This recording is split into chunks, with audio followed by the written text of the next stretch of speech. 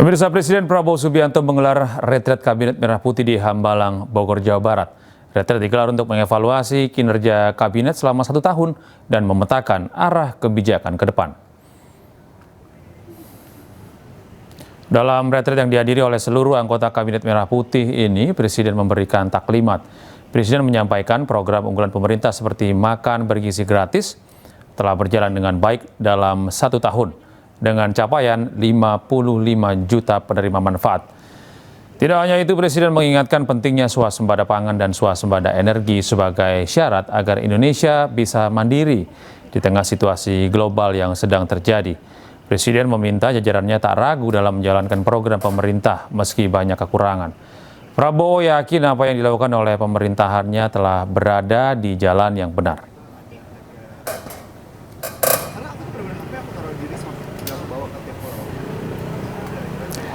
Ya, pemirsa, beberapa saat yang lalu retret Kabinet Merah Putih di Hambalang selesai digelar dan untuk mengetahui hasilnya kami telah terhubung dengan jurnalis iNews.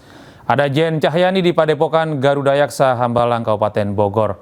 Selamat malam, Jen. Apa hasil dari retret yang digelar pada malam hari ini?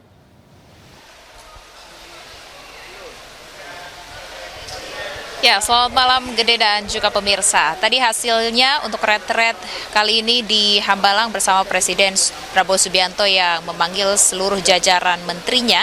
Ini disampaikan oleh Menteri Sekretaris Negara Prasetyo Hadi yang menyampaikan tadi terkhusus untuk sesi kedua, ya ini di mana setelah Isoma dari pukul 7 malam sampai sekitar pukul 10 malam, ini paparan dari beberapa menteri yang tersisa. Ini diantaranya hasil yang didiskusikan pada retret di dalam ini terkait dengan sekolah rakyat yang dipaparkan oleh Menteri Sosial yang sudah dibangun di 166 lokasi dan juga dengan target di 2026 di 104 titik.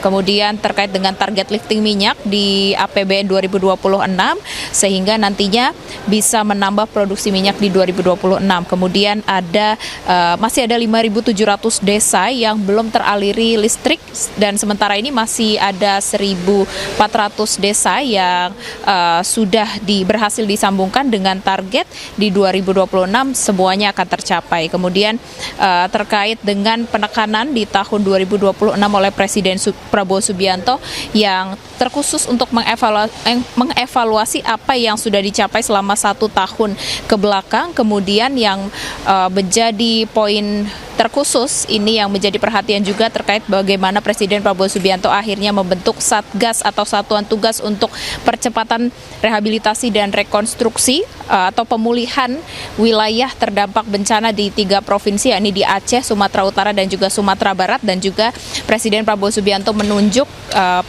Menteri Dalam Negeri Tito Karnavian sebagai Ketua Satgas Percepatan, kemudian ada Dewan Pengarah yang diketuai oleh Menko PMK. Dan ini menjadi perhatian khusus yang nantinya di mana di tahun 2026 diharapkan semua kerjasama dari pemerintah ini dapat mempercepat atau mengekskalasikan apa yang menjadi program-program prioritas pemerintah terkhusus untuk pemulihan wilayah terdampak bencana di 3 provinsi di Pulau Sumatera. Sementara itu, Gede. Terima kasih, Jen, atas informasi Anda. Selamat bertugas kembali. Pemirsa, Presiden Prabowo Subianto baru-baru ini menyinggung data dari Universitas Harvard. Indonesia disebut sebagai negara dengan kehidupan paling bahagia di dunia. Bahwa rakyat tersebut mengalami bahagia.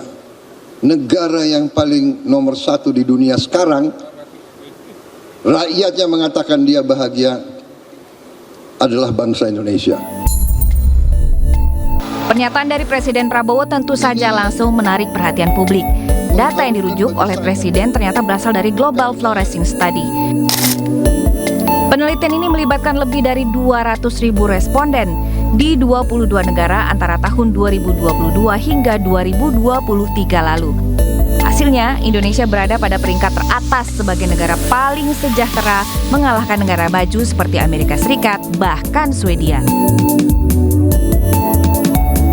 Ternyata peringkat ini didapat dari hasil mengukur makna hidup, hubungan sosial, kesehatan mental, hingga rasa syukur dari responden terpilih.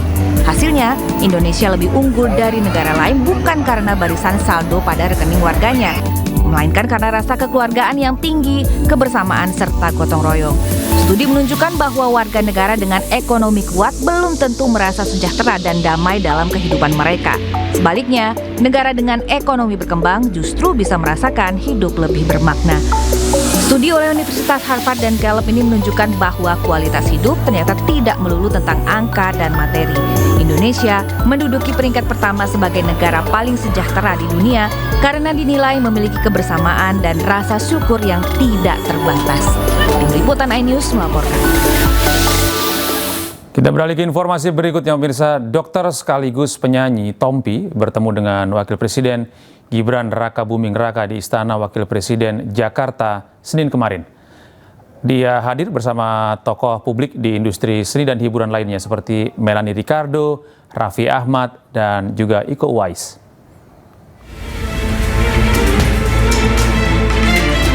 Pertemuan tersebut membahas terkait program bantuan lanjutan bagi korban bencana banjir di Sumatera Utara, Sumatera Barat, dan Aceh. Salah satunya program bulan Ramadan seperti bantuan dapur umum untuk sahur dan buka puasa. Hal ini diharapkan dapat mempercepat pemulihan di wilayah bencana tersebut.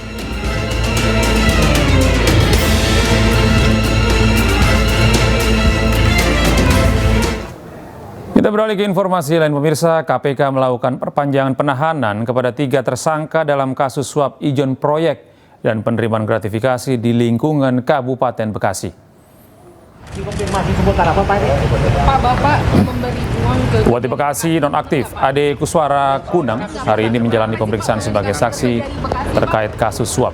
Ia bungkam saat ditanya terkait adanya uang dari kasus suap ijon proyek yang mengalir ke Kepala Kejaksaan Negeri Bekasi, Edi Sumarman. Juru bicara KPK Budi Prasetyo mengatakan penyidik melakukan perpanjangan penahanan untuk 3 tersangka selama 40 hari ke depan. Sebelumnya penyidik telah melakukan penahanan kepada ketiganya selama 20 hari. Berapa sih, Pak, uang dikasih ke Kejari Bekasi, Pak? Jadi terkait dengan perkara Bekasi yang bermula dari kegiatan tangkap tangan yang dilakukan oleh KPK, di mana KPK kemudian menetapkan 3 orang sebagai tersangka, yaitu Saudara ADK selaku Bupati Bekasi, kemudian HMK selaku pihak swasta, kepala desa yang juga merupakan ayah dari Bupati ADK. Dan yang ketiga adalah Saudara SRJ yang merupakan pihak swasta yang diduga melakukan suap ijon proyek kepada Bupati. Nah, KPK melakukan perpanjangan penahanan pertama untuk 40 hari ke depan karena memang penyidik masih terus melengkapi berkas penyidik.